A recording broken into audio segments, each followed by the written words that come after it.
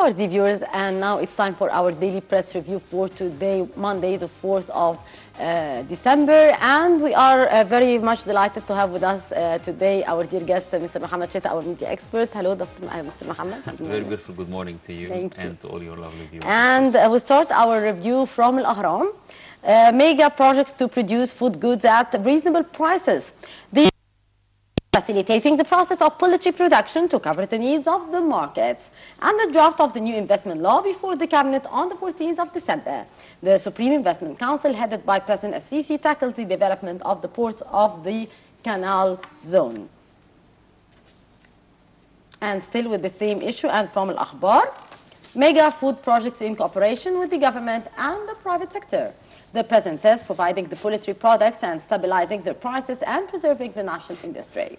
President Al-Sisi presided over a meeting that was attended by Prime Minister, the Governor of the Central Bank, the Ministers of Defense, Interior, Finance, Supply, and the heads of the Intelligence and the Administrative Monitoring Authority. The meeting tackled the measurement taken by the government to secure different essential goods at reasonable prices.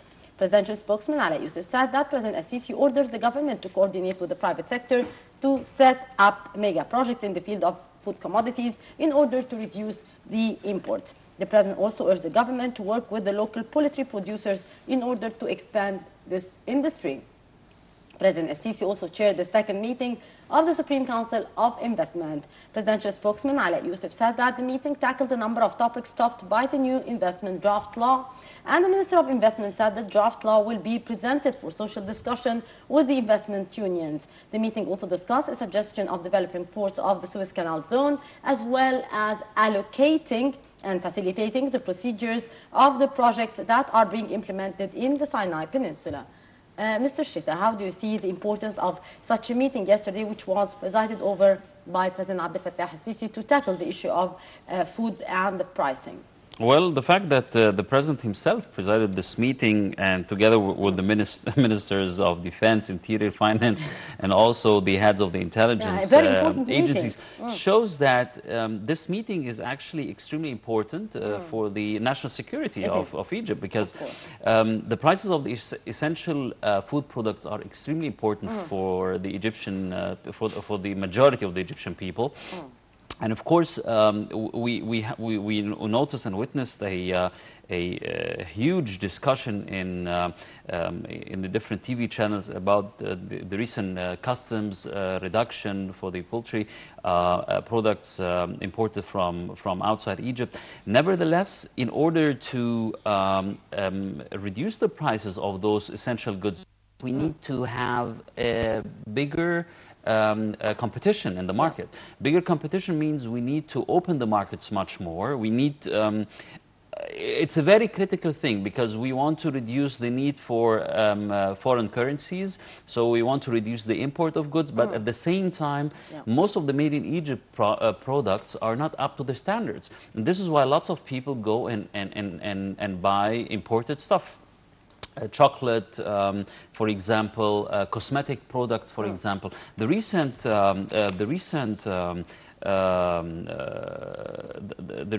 decision to raise the customs on cosmetic and hygiene products up to 60%, I think it was a very counterproductive decision, actually, because any investor, he wants to have good people and good smelling people around him in the at the office, for example. I think this will reduce the competitiveness of the Egyptian people, because we know that it's extremely difficult and extremely expensive for people to buy deodorant and all these cosmetic things, which are actually not luxurious thing, because during the summertime it is unbearable in some areas. For example, in a crowded metro, for example, you really want to... I believe it's very important. It is very important, because actually, if you want to invite tourists to come to Egypt and to use public transportation, for example, or even invite investors to come here and have good labor forces with him, I think it's not going to be helpful if they cannot afford hygiene and cosmetic products. Indeed. So I think, I believe that products, the deodorants, maybe for example, they do not have an equivalent product which is made in Egypt. So we can increase the pricing on the commodities which do have an equivalent made in Egypt, maybe. Yeah, even the problem is we don't have an Egyptian equivalent in most of the sectors.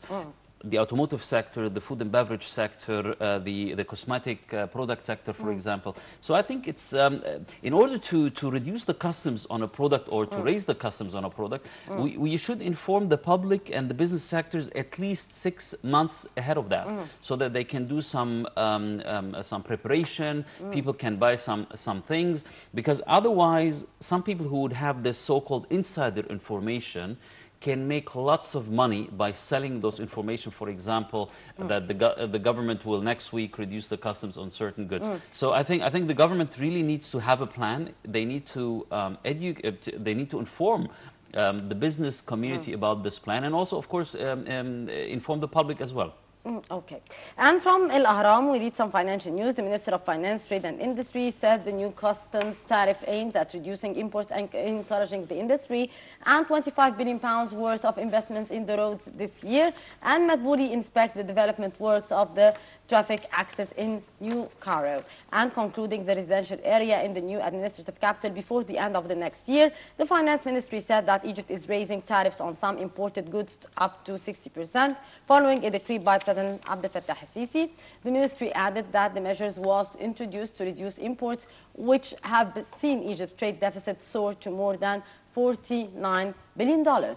Most tariffs were raised by half, with many products having their tariffs increased by up to 60%. The International Monetary Fund last month approved a $12 billion loan for Egypt after Cairo took crucial steps to meet its loan requirements. But even before these steps, a dollar crunch had already driven up prices for imports.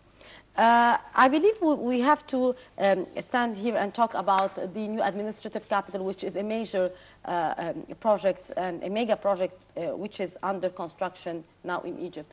What's your take? Well, it's very important, of course, because all these major infrastructure projects are extremely helpful for boosting any economy anywhere in the world. And China, of course, is extremely active, not only in Egypt in constructing and building the new capital, but also, for example, they're planning to build a $100 billion city in, I think, in Singapore, if I'm not mistaken. So they know where to invest money, and definitely this is a good sign to show that Egypt is a good place for investing. Indeed. Right now. And nevertheless, all of course the other points you mentioned, we talked briefly about them in the previous question. But like I said before, putting or raising the tariffs and the customs on certain goods need a plan. We need to have competitive products in Egypt. Unfortunately, most of the sectors over the past 2, 3, 4 decades did not really raise the standards of their products and the quality of their products, because they were relying mainly on the Egyptian consumer market. The Egyptian consumer market is a huge 90 million we have a huge people market. And the profit margin which the different business sectors have here in Egypt, they can never achieve such profit margins abroad. This is why of course, they're very eager to stay in Egypt. Nobody is willing to of course, Egypt is a very promising market. Definitely. Promising on one hand, and on the other hand, there's the profit margins. Like I said, this is the most important thing. We don't have enough competition in Egypt. We need to have more competition. But we should work on that, Mr. Sheta, in order to have a competitive edge and to start of course, exporting, and then maybe we should... we need to have competitive prices for two things. First of all, for exporting products in order to be competitive with other nations and other countries, and also for reducing the prices, because the government is desperately trying to reduce the prices of essential goods, and this will only go. Those prices will only go down if I open the competition, if I allow other competitive products from abroad to come and enter and reduce and sell their reduced products also in Egypt. And from El Masri اليوم, we read more local news. The Ministry of Health reverses its decision and suggests a partial increase in the prices of medicine to end the crisis. And the company says the suggested increase does not make up for the loss. And sources in the medicine manufacturing sector at the Trade Chambers unit revealed the meetings between Minister of Health Ahmed Ahmed and the heads of the medicine companies have started 3 days ago to reach a solution to the crisis of the prices of medicines. Of course, we have been witnessing some problems at the manufacturing and the medicine sector. But how do you see the way out? Because I do believe that measures are taken in order to solve the problem. Well, I think the pharmaceutical companies are making tremendous profits in Egypt. And I mean tremendous, like huge profits. So I think it's very easy for the government to check the files of those companies and see how much money they made and how much taxes they paid, to see if they're really making a loss or not. And according to that, they can see how huge the profit margin is. Because, of course, not only in Egypt do we have the problem of medicine prices right now, but we also have problems, for example, in Sudan. In Sudan, we have lots of problems during the past couple of weeks because some medication prices went up 100% and some even up to 500%. So I think the solution is quite easy. I mean, the government has all the tools to really know how much the raw material costs and how much the manufacturing costs of this medicine and how much profit they do. Yes. And from El Masri اليوم front page we read the Minister of Irrigation says the era of the water luxury is over. Abdel Ati says Egypt is one of the largest areas in the world that suffer from drought. The statements of the minister come on the sidelines of the International Conference for the Scientific and Technological Development of the Sustainable Management of Water Resources. So the era of water luxury is over. And I do believe that people should be more cautious about the use of water, because we do misuse our usage of water. We misuse almost everything we consume. And of course, the water consumption per person in Egypt is extremely high. Just look at all the cars which are being washed every morning. This is a huge waste of a very valuable source. And I think, for example, in Germany, for example, you're not allowed to wash your car in front of your house. You're only allowed to wash the car in the gas station, because actually those modern washing machines and washing places, they consume much less water than if you wash them.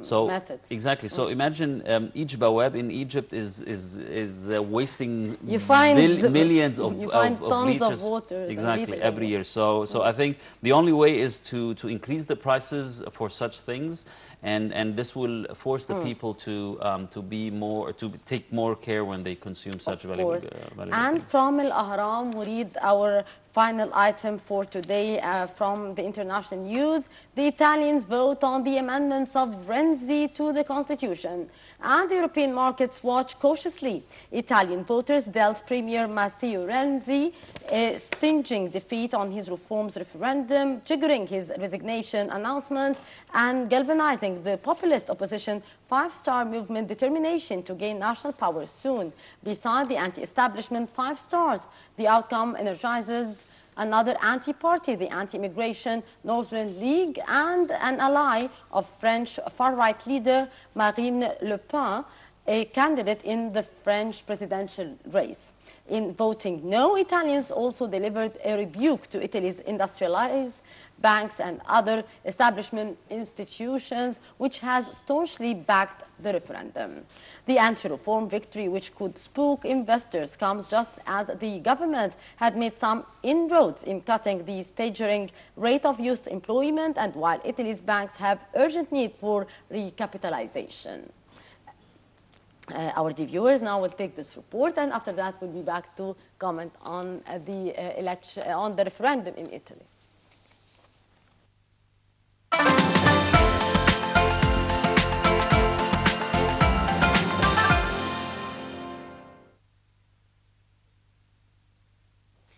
Italian Premier Matteo Renzi announced he will resign on Monday after suffering a loss in a reforms referendum, triggering immediate calls from a populist party and other opposition forces for elections to be held soon. Renzi told reporters in Rome about an hour after polls had closed in Sunday's balloting, "The no's have won in an extraordinary, clear-cut way." He added that the government's experience is over, and in the afternoon he will go to hand in his resignation to President Sergio Mattarella. Leaders of the populist Five-Star Movement joined the chorus for early elections. The Five Stars are the chief rivals of Renzi's Democrats and are anxious to achieve national power for the first time. With ballots counted from nearly half of the polling stations, the no votes were running at nearly 60% to 40% for the yes votes on reforms Renzi claimed were vital to modernize Italy. Mattarella, as head of state, would have to decide whether to accept any resignation.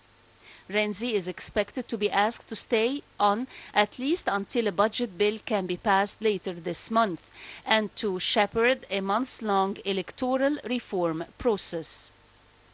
In Italy, the referendum was required because the reforms were approved by less than two-thirds of the parliament.